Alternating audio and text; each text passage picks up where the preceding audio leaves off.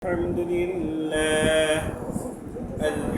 لله نحمده ونستعينه ونستغفره ونؤمن به ونتوكل عليه ونشهد أن لا إله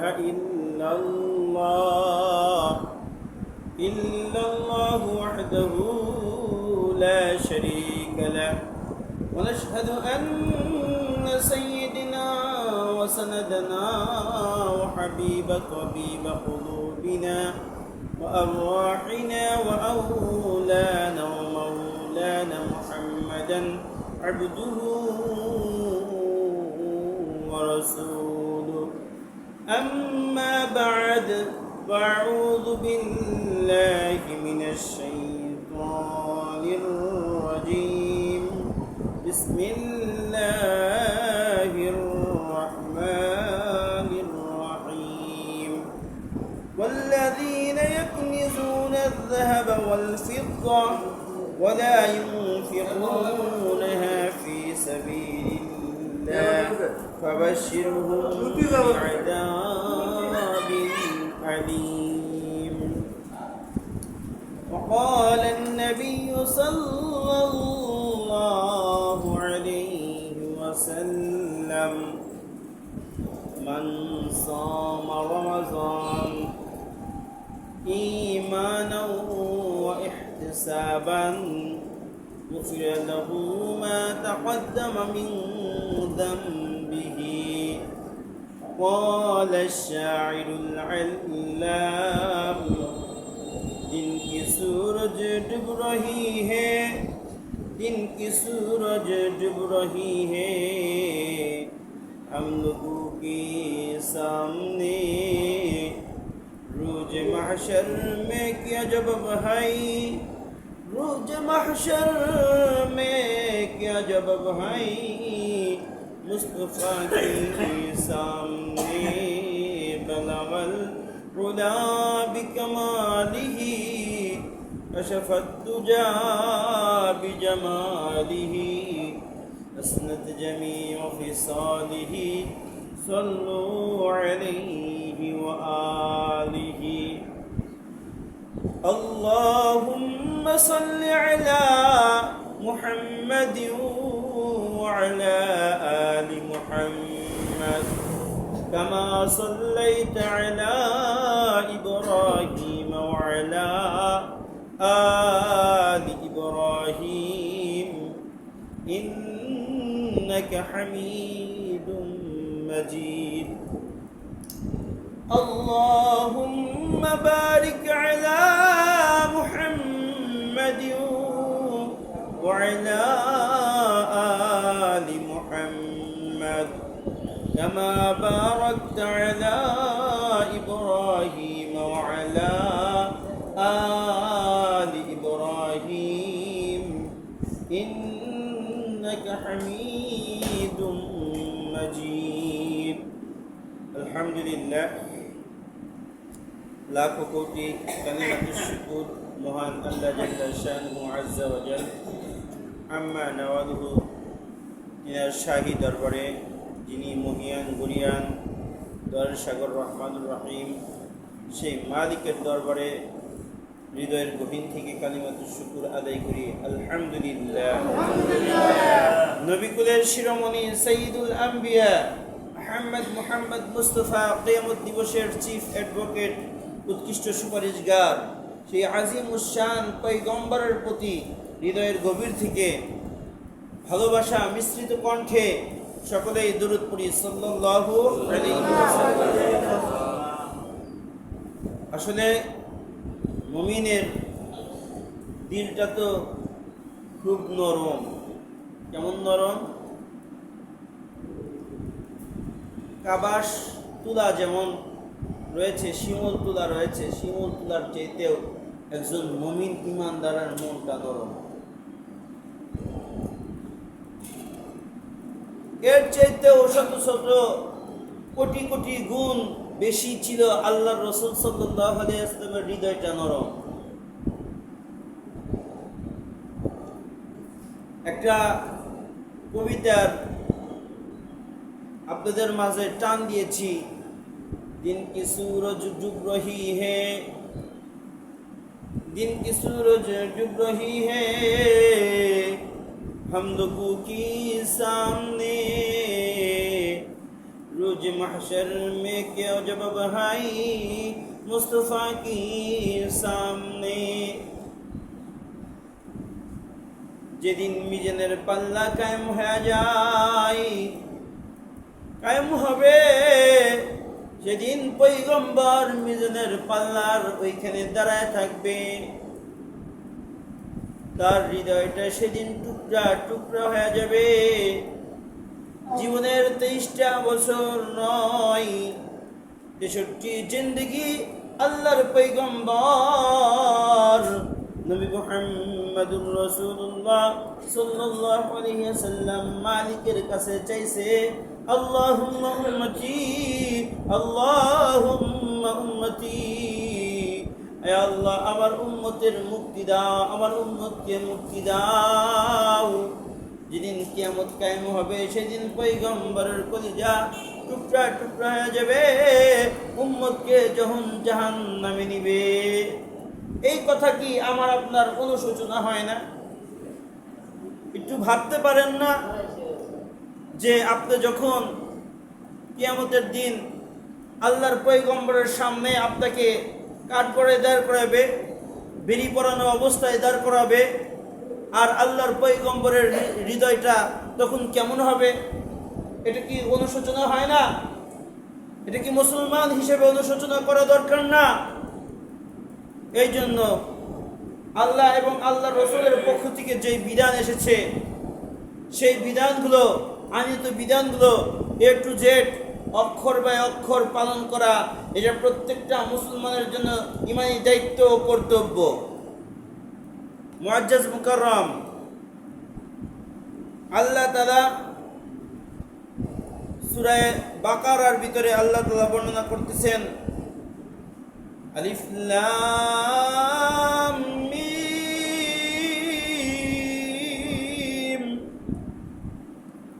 যালিকাল কিতাব লা রাইবা ফীহি হুদাল লিল মুত্তাকিন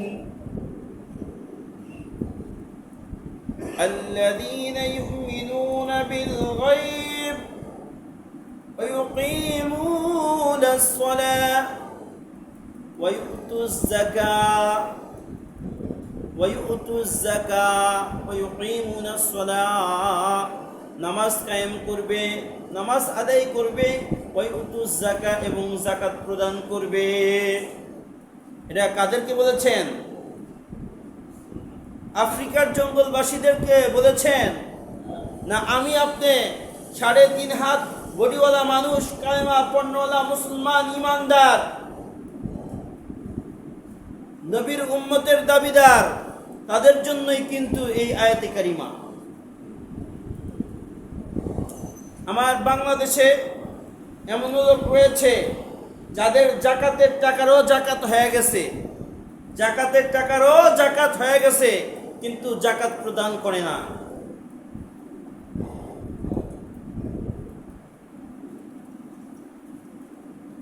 মুহাম্মাদের চরণে শমশের যিনি অর্ধ পৃথিবী শাসন করিতেন, দুলার তক্তে বসি মুহাম্মাদের চরণে শমশের যিনি, তিনি হলেন সেই ওমর।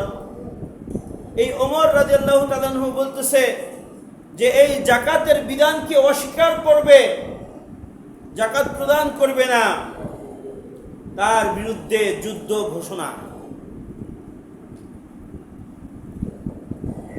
আমরা সকলেই বুঝি যে নামাজ, রোজা, হজ, যাকাত। তো আল্লাহ তাআলা নামাজের পরেই যাকাতের কথা বলছে। আমরা নামাজের পরে বলতে রোজাকে বুঝি, তো নামাজের পরেই আল্লাহ তাআলা যাকাতের কথা বলেছেন। এই জন্য আমরা যারা সাহেবে মাল, সাহেবে নিসাব হব, তাদেরকে অবশ্যই যাকাত আদায় করতে হবে। আর যাকাত যদি আদায় না করে তাদের কি হবে? والذين يكنزون الذهب والفضة যারা يكنزون الذهب والفضة স্বর্ণ রৌপ্য সঞ্চয় করে ولا ينفقونها في سبيل الله আর আল্লাহর রাস্তায় সেই সঞ্চয়কৃত সম্পত্তিকে ব্যয় করে না ফাবাশশিরহুম বিআযাবিন আলীম তাদেরকে সুসংবাদ দাও কিসের কঠিনতম আযাবের ইয়াউমা ইহমা আলাইহা ফি নারি জাহান্নাম ফাতুকওয়া বিহা আর সেই আযাব কেমন হবে জিবাহুহুম ওয়া জুনুবুহুম ওয়া যুহুরুহুম মা হাদা মা কানাসতুম লিআনফুসিকুম ফাযুকু মা কুনতুম তাকনিজুন আল্লাহ তাআলা সূরা তাওবার 43 এবং 35 নম্বর আয়াতে আল্লাহ তাআলা বলতেছেন 35 থেকে 43 নম্বর আয়াতে বলতেছেন যে এই যাকাতের মালগুলোকে এরকম স্বর্ণ রৌপ্য এগুলোকে গলানো হবে কিসের আগুন দ্বারা গলানো হবে জাহান্নামের আগুন দ্বারা এটাকে গলানো হবে যেমন সীসা গলায় বিভিন্ন ফর্মার ভিতর দিয়ে বিভিন্ন জিনিস বানায় এরকম ভাবে আগুনকে গলানো হবে আগুনের ভিতরে ওই সীসা স্বর্ণ রৌপ্য এগুলো গলানো হবে গলানোর পর সেইগুলো দিয়ে ওই ব্যক্তিকে সেক দেওয়া হবে সিলমোহর মারা হবে কেমন সিলমোহর মারা হবে যেমন দেখেন ইন্ডিয়া নেপাল ভুটান ওই দেশগুলো থেকে যেই গরুগুলো আসে গরুগুলোর গায়ে নাম্বারিং করা থাকে শিক দিয়া নাম্বারিং করা থাকে না গরম শিক দিয়া নাম্বারিং করে ওই প্রাণীগুলো কত কষ্ট পায় আমাদের যদি একটু আগুনের সেকা লাগে একটা কয়লা যদি পায়ের নিচে পড়ে তাই কত কষ্ট দুনিয়ার আগুন যে আগুনকে আল্লাহ তাআলা ওরকম হাজার হাজার শত শত ভাগ করার পর একটু অংশ দুনিয়াতে পাঠাইছে শস্যার দানা পরিমাণ অংশ দুনিয়াতে পাঠাইছে সেই আগুনের একটু আঙ্গারা যদি সেক লাগে তাই আমাদের যেই অবস্থা হয়ে যায় আর ওই আগুন জাহান্নামের আগুন এমন আগুন সেই আগুনের ভিতর ওই স্বর্ণরূপ উত্তপ্ত করে আপনাকে সেক দেওয়া হবে পিঠে পাজরে এবং ঘাড়ে 3 জায়গায় সেক দিবেন আল্লাহ তাআলা যে এই ব্যক্তি যাকাতকে অস্বীকার করেছে যাকাত প্রদান করে নাই এরকম ভয়াবহতা এবং কি বিশাল আকৃতির একটা সাপ যেই সাপ এত বিষাক্ত হওয়ার দরুন সেই সাপ তার মাথার যে পশম চুল পর্যন্ত থাকবে না চুল পর্যন্ত উঠে যাবে এত বিষাক্ত পৃথিবীর জমিনে আমাদের এখানে এখন কিং কোবরা বা এর চাইতেও বিষধর কিছু সাপ রয়েছে যারা বিষ ঢালা মাত্র আপনি ইন্তেকাল করেন আপনার প্রাণ বিন্যাস ঘটে যায় আর ওইখানে কেমন বিষাক্ত সাপ সেই সাপগুলো আপনাকে সবল মারবে আপনার পুরা শরীর এরকম পেঁচায় ধরবে এবং গলার সামনে দিয়ে আপনার মুখের সামনে আসবে এসে আপনাকে ধ্বংসন করতে থাকবে কিসের কারণে যদি পয়গম্বরের উম্মতের দাবিদার হন আর যাকাত যদি প্রদান না করেন তাহলে এই শাস্তিগুলো আপনার আমার তকদিরের নসিব হবে কি হবে নাউজুবিল্লাহ আল্লাহ তাআলা আমাকে আপনাকে মাফ করুন আমিন তো এই যাকাত কাকে বলা হয় যাকাত কাকে বলা হয় আমরা সকলেই মানুষ কি জীব সামাজিক জীব মানুষ কি আমরা সামাজিক জীব একে অন্যের সাহায্য ছাড়া চলতে পারি না এই জন্য আমাদের কি সমাজ ব্যবস্থা রয়েছে যে এলাকার সমাজ যত বড় সেই এলাকার মানুষ তত পাওয়ারফুল যেমন আমাদের সিরাজগঞ্জের ভিতরে একটা বড় সমাজ রয়েছে সেটা হচ্ছে মিরপুর একটা সমাজ রয়েছে বিশাল বড় পুরা কয়েক বরজান্ত এক গামছা পুরা মিরপুর এক সমাজ হওয়ার কারণে ওই এলাকায় অবৈধ এবং দুর্নীতি খুব কম চলে কারণ যে যত বড়ই কোটিপতি হোক, সমাজের মাতব্বর যে আছে তাকে মানতে হবে, না হলে ওই এলাকায় বসবাস করার মতো সে উপযুক্ত ব্যক্তি হিসেবে গণ্য হবে না। এই জন্য তাদের সমাজটা বড়, এবং কি সেই সমাজ বড় হওয়ার দরুন বাহিরে থেকে যে কোনো লোক যখন তখন সেই এলাকায় যায় টর্চারিং করতে পারবে না। সমাজ প্রতির অনুমতি নিতে হবে বা বিচার দিতে হবে, বিচার দিলে সে সূক্ষ্ম যে বিচার, ন্যায় বিচার সে প্রদান করবে। যার কারণেই সকলেই মিলে একটা সমাজ। এই জন্য সেই সমাজে কেউ হাত দিতে পারে না। তো আমরা যারা সমাজে রয়েছি, মানুষ হিসেবে সামাজিক জীব, সেহেতু আল্লাহ তাআলা এই সামাজিক জীব হওয়ার কারণে আল্লাহ তাআলা সুন্দর একটা নিজাম বর্ণনা করে দিয়েছেন, দান খয়রাত। এবং দান খয়রাত করলে কি হয়, সদকা করলে কি হয়, আর সদকাতু তুরাদ্দুল বালা, যে আপনার যদি কোনো বালা মুসিবত থাকে, আল্লাহ তাআলা আপনার এই বালা মুসিবত সদকার মাধ্যমে দূর করে দেন। এখন বালা মুসিবতের ভিতরে একটা বালা মুসিবত সবচেয়ে বড় বালা, যে এইখানে জাকাত প্রদান করবার বলছে। জাকাত কাদেরকে প্রদান করতে বলছে? যারা ধনী, যারা জাকাতের নিসাবের মালিক হয়েছে তাদেরকে। এখন তারা এই জাকাত প্রদানের মাধ্যমে তারা কি মুক্তি হইতেছে? কিসের থেকে মুক্ত হয়ে যেতেছে? জাহান্নামের আগুন থেকে, জাহান্নামের বালা মুসিবত থেকে সে রক্ষা পাইতেছে। একজন গরিব ব্যক্তিকে সে সাহায্য করতেছে অর্থ দিয়া, আর সে গরিব ব্যক্তি সাহায্য নিয়ে স্বাবলম্বী হইতেছে, ভালো খাইতেছে, ভালো চলতেছে। আর এটাতেই আল্লাহ তাআলা ওই বান্দা, যেই বান্দা জাকাত দিয়েছে, সদকা করেছে, তাকে ওইরকম জান্নাতের ভিতর সুসংবাদ এবং জান্নাতের নাজ নিয়ামতের সুন্দর ব্যবস্থাপনা আল্লাহ তাআলা করতেছেন। এখন জাকাতের যে নিসাব, নিসাবের মালিক কারা? কারা জাকাতের নিসাবের মালিক হয়? আর কাদের জন্য জাকাত একদম ওয়াজিব, ফরজ? কাদের জন্য? আপনার যদি 7.5 তোলা স্বর্ণ, 7.5 তোলা স্বর্ণ মানে 7.5 ভরি, 52.5 তোলা রূপ্য যদি আপনার ঘরে মজুদ থাকে, আজকে ধরেন রমজান মাস, রমজানের যদি এই যে চাঁদ উঠছে, রমজানের রোজা রাখতেছি, আজকে যদি আপনি এরকম নেশাবের মালিক হন, আজকে আপনাকে জাকাত দিতে হবে না। এই নেশাবের মালিক যে আপনি হয়েছেন, এই রমজান থেকে নিয়ে আগামী রমজান পর্যন্ত যখন একটা বছর অতিক্রম হবে আর আপনার ওই সম্পদ ওইভাবেই থাকবে, ওই সম্পদের উপর আপনার জাকাত ওয়াজিব হবে। এবং ওই সম্পদের উপর যখন আপনি জাকাত দিবেন, তখন আপনার ফরজ যে ফরজিয়ত ছিল, সেই ফরজিয়ত আপনার আদায় করলেন। এখন ওই সম্পদ সম পরিমাণ যদি অর্থ থাকে, ব্যবসায়িক পণ্য থাকে, তাহলে সেইগুলোর জাকাত আপনাকে ওইরকম ওই নেশাবের মালিক অনুযায়ী, ওই স্বর্ণের উপর যেই টাকা হয়, টাকা অনুযায়ী আপনার লাখে 2,500, লাখে কয় হাজার? শতকে 2.5 টাকা, শতকে কি 2.5 টাকা, এরকম জাকাত আপনাকে দিতে হবে। কাকে দিতে হবে জাকাত? আর কাদেরকে দিতে হবে? কাদের থেকে জাকাত নিবেন আর কাদেরকে জাকাত দিবেন, জাকাতেরও খাত আল্লাহ তাআলা বাতলিয়ে দিয়েছেন। জাকাত আদায়ের নিয়ম আল্লাহ তাআলা বলতেছেন যে জাকাত 8 শ্রেণীর ব্যক্তিকে জাকাত দিতে পারবেন। কয় শ্রেণী?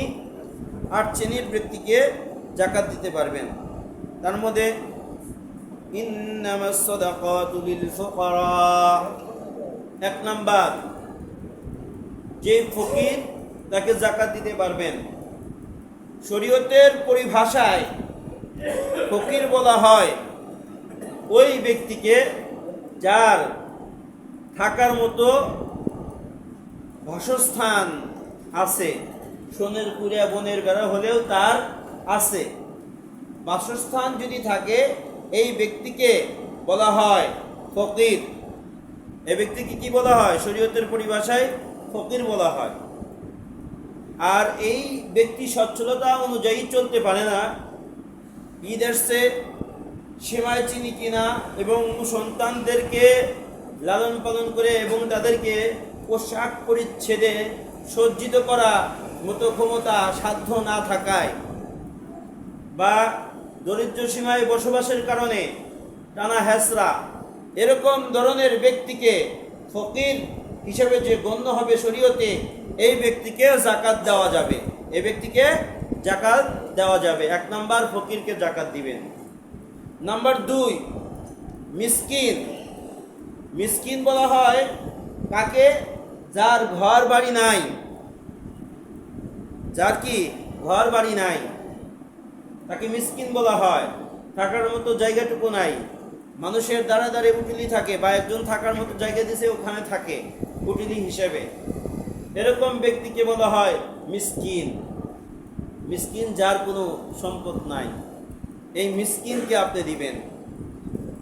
আজ যেগুলো মাদ্রাসা থেকে বা শিক্ষা প্রতিষ্ঠান থেকে জাকাতের জন্য আসে, আমাদের সমাজে বা সমাজপতিদের কাছে, আমাদের দ্বার প্রান্তে যে আসে, তাদের ওইখানে কিছু ইতিম ছাত্র রয়েছে, গরিব মিসকিন ছাত্র রয়েছে, যার কারণে তাদের আমরা জাকাত দিই, যার কারণে তাদেরকে জাকাত দিয়ে আমরা সহযোগিতা করলাম।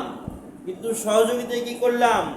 এই জাকাত দেওয়ার মাধ্যমে আল্লাহ তাআলাকে খুশি করলাম, আর আল্লাহ তাআলা খুশি হইলতে আমার আর কি লাগে? আল্লাহ তাআলা যদি আমার উপর খুশি হয়ে যায়, আমার কিন্তু আর কোনো সমস্যা নাই। সমস্ত সমস্যার সমাধানকারী আল্লাহ।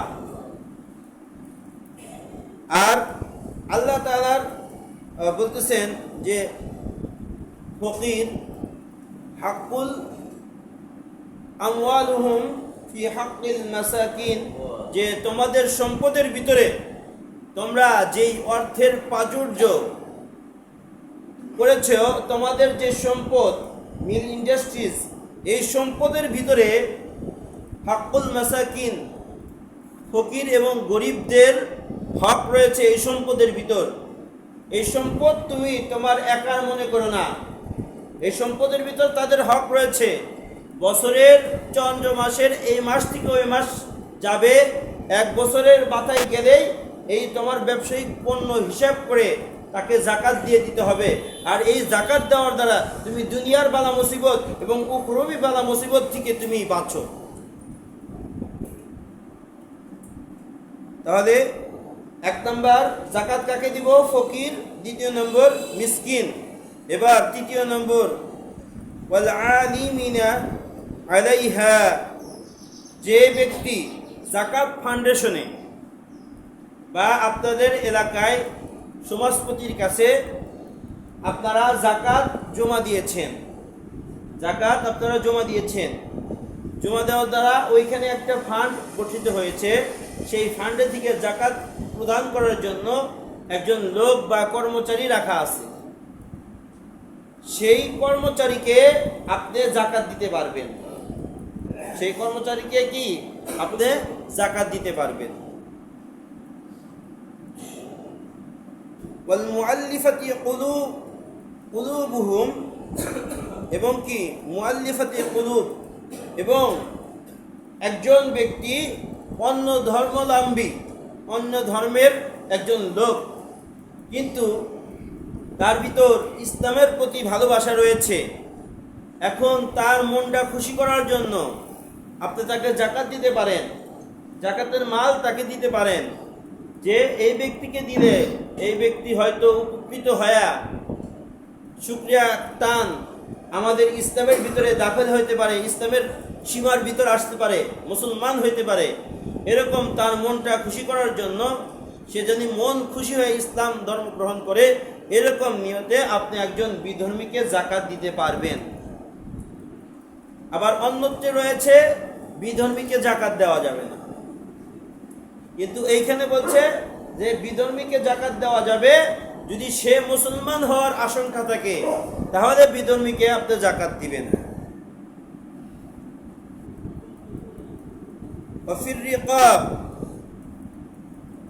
রিকাব, এবং কি জেলখানার যে কয়েদি, আসামি, বন্দিশালায় যাদের জীবন, যাদের কেস চালানোর মতো টাকা নাই, পয়সা নাই, যেমন ইসলামী আন্দোলনের কর্মীদেরকে যখন ধরা হয়, এমনও কর্মী রয়েছে তার বাড়িতে চুলা জ্বালার মতো কোনো ব্যবস্থা নাই, এখন তার ক্ষেত চালাবে কেমনে? সে তো ইসলামের জন্য কাজ করে জেলে গেছে। এখন এই ক্ষেত্রে এই জাকাতের যে বাইতুল মাল, জাকাতের যে সম্পদ, এই সম্পদ থেকে তাকে জেল থেকে বের করা বা তার জন্য উকিল দাঁড় করানো, এটা করতে পারবেন, এটা জায়েজ আছে। এই জাকাত তাকে দিতে পারবেন, সে গ্রহণ করতে পারবে জাকাত।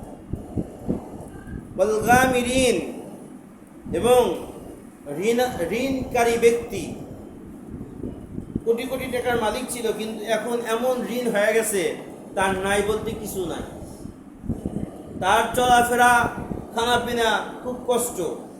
এই ব্যক্তিকে আপনার জাকাত দিতে পারবেন, ঋণকারী ব্যক্তিকে।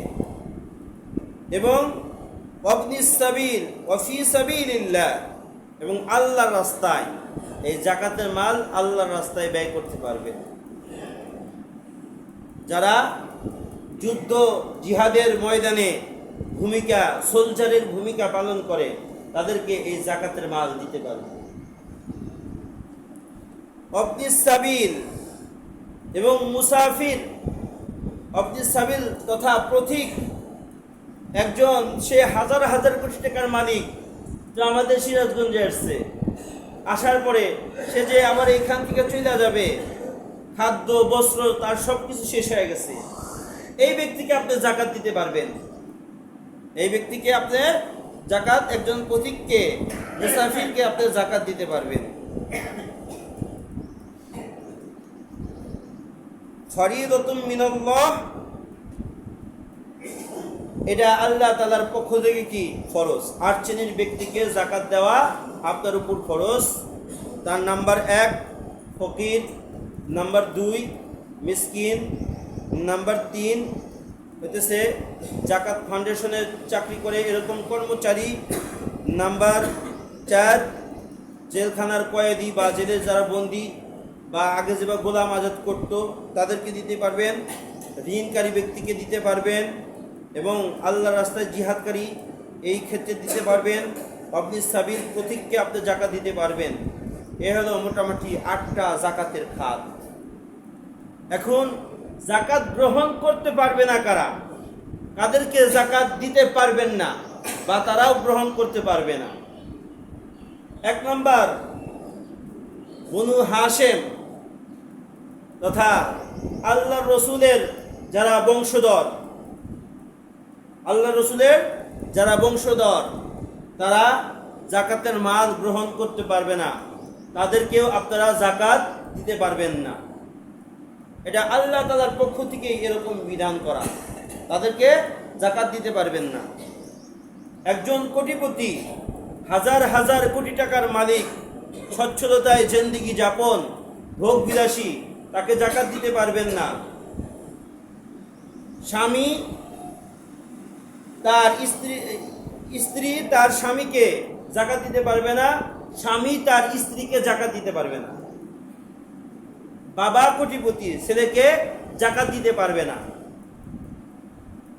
এবং কি ওই ব্যক্তি যে কোটিপতি, তার ছেলেকে জাকাত দিতে পারবেন না, সেও জাকাত দিতে পারবে না। আবার আপনি তার নানা হন, নানা হয়া নাতিকে জাকাত দেওয়া যাবে না। আপন নানা যেটা, পুরুষজাত সন্তানাদিকে জাকাত দেওয়া যাবে না। আবার একই হান্ডি পাতিলে খাবার খান, একই সংসারে একান্তভুক্ত পরিবারে খাবার খান, সেই পরিবারে আপনি একজন স্বাবলম্বী, আপনার ছোট ভাই স্বাবলম্বী না, কিন্তু আপনি তাকে জাকাত দিতে পারবেন না। আর আপনার থেকে যদি ভিন্ন পরিবার হয়, ভিন্ন হান্ডি পাতিল ভিন্ন হয়, তাহলে আপনি সেটা দিতে পারবেন যদি ভিন্ন খায়। এরকমভাবে নিজাম রয়েছে। এই নিজামগুলো, এই আইনগুলো, এই কানুনগুলো আমাকে আপনাকে মানতে হবে, মাইনেই জাকাত দিতে হবে। আর এইগুলো যদি না মানেন, তাহলে আল্লাহ তাআলার পক্ষ থেকে অনেক কঠিন শাস্তি আপনার আমার জন্য অপেক্ষা করতেছে, যে শাস্তি দুনিয়াতেও পাবেন, আখিরাতেও পাবেন। এই জন্য আল্লাহ তাআলা তার রাস্তায় দান করার ক্ষেত্রে অনেকগুলো নিয়ামতের কথা আল্লাহ তাআলা বর্ণনা করছে, যে খুযু মিন আমওয়ালিকুম, খুযু মিন আমওয়ালিহিম সাদাকাতু তুতাহহিরুহুম ওয়া তুযাক্কিহিম। সূরা তাওবার 103 নম্বর আয়াতে আল্লাহ তাআলা বলতেছেন যে তোমার ধন সম্পদ থেকে যাকাত উসুল করে তাদেরকে দিয়ে পবিত্রতা গ্রহণ করো, পবিত্রতা হাসিল করো। যাকাতের মাধ্যমে মালের যে ময়লা সেটা দূর হয়ে যায়, শুধু মালের ময়লা দূর হয় না, আপনার ব্যবসার ভিতরেও আল্লাহ তাআলা খায়ের বরকত দিয়ে ভরপুর করে দিবেন।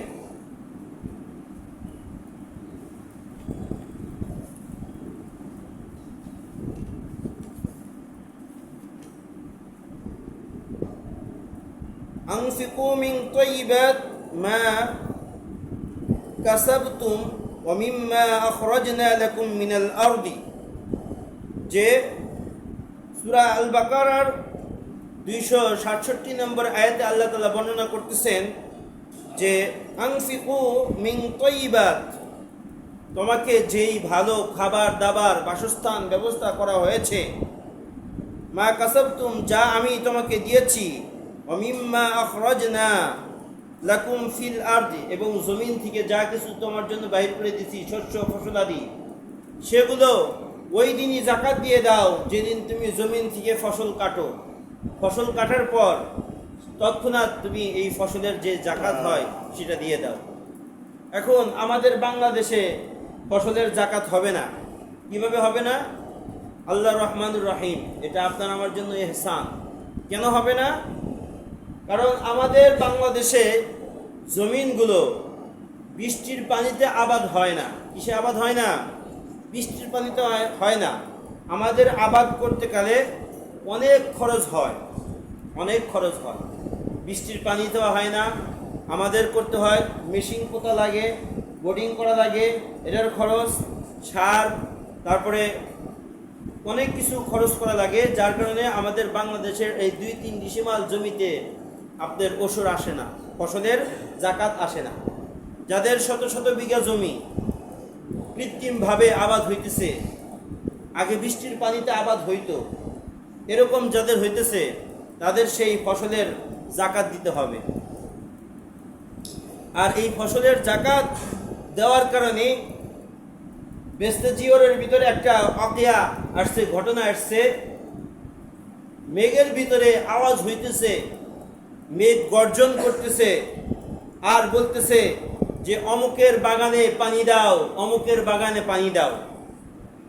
এবং সেই ব্যক্তি কোদাল নিয়ে গেছে, যায়া ড্রেনকে, বৃষ্টির পানি এক জায়গায় জমা হয়েছে, ড্রেন কেটে দিচ্ছে, তার জমিতে গিয়ে সেই পানি দ্বারা ফসলাদি উৎপন্ন হয়েছে। বেস্তে জিওরের ভিতরে 2 খণ্ডের ভিতরে, বেস্তে জিওরের খণ্ডের ভিতরে এটা আসছে এই ঘটনাটা। সেই ব্যক্তি কি কাজ করত? তার যখন ফসল হইতো সেই ফসলটা তিনি 3টা ভাগ করত। কয়টা ভাগ? 3টা ভাগ করত। এক ভাগ নিজে খাইতো, আর এক ভাগ আত্মীয় স্বজনের জন্য দিত, আর এক ভাগ বীজ বপনের জন্য রেখে দিত। আত্মীয় স্বজন তথা দান সৎকার ইত্যাদিতে ব্যয় করত। এটাতে আল্লাহ তাআলা খুশি হওয়ার দরুন, যার কারণে এই মেঘের ভিতর তার নামে আওয়াজ আসতেছে যে অমুকের জমিনে পানি দাও। এই জন্য আমরা যদি এই ইসলামিক যে দণ্ডবিধি, যেই নিয়ম কানুন, এগুলো যদি মেনে চলি, তাহলে আল্লাহ তাআলা আমাকে আপনাকে যাজা খায়ের দান করবেন। আল্লাহ তাআলা বলতেছেন মিম্মা রাযাকনাহুম ইউনফিকুন, আমি তোমাদের যেই জীবনোপকরণ দান করেছি তা থেকে তোমরা কিছু ব্যয় করো, আর ব্যয় করার দ্বারা তোমরা কি উলাইকা হুমুল মুফলিহুন, তোমরা সফল কাম। আমরা আমাদের ধ্বংস কিভাবে ডেকে নিয়ে আসি? আল্লাহ তাআলা বলছেন ব্যয় করার কথা, কিন্তু আমরা কৃপণতার খাতিরে ব্যয় না করে আমরা ভাবতেছি এটা বুঝি আমার আপনার জন্য লাভবান, কিন্তু এটা লাভবান কখনোই নয়। এটা আমার আপনার জন্য ধ্বংসের মূল হয়ে যেতেছে। কুরআনের ভিতরে স্পষ্ট অনেক আয়াত রয়েছে। এবং কি আল্লাহ তাআলা বলতেছেন যে সূরা আদ-দাহর এর 8 নম্বর আয়াতে আল্লাহ তাআলা বলতেছেন ফি আমওয়ালিহিম হাক্কুন লিস-সাইলি ওয়াল মাহরুম, যে তোমার যে সম্পদ রয়েছে, তোমার যে ধন দৌলত রয়েছে, ফি আমওয়ালিহিম, তোমার মালের ভিতরে হাক্কুন লিসাইলি ওয়াল মাহরুম, যারা বঞ্চিত এবং যারা ফকির মিসকিন তাদের হক রয়েছে। এই জন্য আমরা যারা মালের নেশাবের মালিক হব তারা শুদ্ধভাবে বিশুদ্ধভাবে মাসনা মাসাইল জেনে এই জাকাতের মালগুলো ইতিম মিসকিন ফকির গরিব এদের মাঝে বিলীন করবো তো ইনশাআল্লাহ। রাজি আছি তো? আর এমনভাবে দেওয়া দরকার জাকাতের মালটা সে যেন ওই মালের মালিক হয়ে জানি আগামী বছর সে জানি আবার জাকাত দিতে পারে, এরকম জানি সক্ষম হয়ে যায়, এরকম দেওয়া দরকার। আর এমন পাতলা শাড়ি দেয়, কাপড় দেয়, লুঙ্গি দিয়ে এই শাক দেয়া মাছ ঢাকা, এগুলো ব্যবসা আপনারা ছেড়ে দেন, এগুলো চলবে না। ওগুলো না করে সেই ব্যক্তিকে আপনি ব্যবসার জন্য 5,000 টাকা দেন, যে 5,000 টাকা দিলাম, এই 5,000 টাকা দিয়ে তুই বাদাম বেচবি, এই 5,000 টাকা দিলাম, এই 5,000 টাকা দিয়ে তুই সদর হাসপাতালের সামনে মুড়ি মুরগি বিক্রি করবি। মুড়ি মুরগি যারা বিক্রি করে হকার, তারাও দিন 5-7 হাজার টাকা কামাই করে। এমন হকার আছে বাজার স্টেশনে একজন চেতু বেছে, সে দিন 7-8 হাজার টাকা বিক্রি করে। এমনও যায় যে দিন 10,000 টাকা সে পিঠা বিক্রি করে। তাহলে দিন 10,000 টাকা বিক্রি করলে মাসে কত হইতেছে? আল্লাহ তাআলা আমাকে আপনাকে সকলকেই ইসলাম বুঝে, ইসলাম জেনে, জাকাতের মাসনা মাসাইল জেনে জাকাত আদায় করার মতো তৌফিক দেন ফরমান। আমিন। ওয়া আখিরু দাওয়ানা আলহামদুলিল্লাহি রাব্বিল আলামিন। যারা সুন্নাত পড়েন নাই, ফেতরা হইতেছে 90 টাকা, 90 টাকা করে ফেতরা ধরছে। আপনি পারলে 100 টাকা দিয়ে দিন মাথা পিছু। আসসালামু আলাইকুম।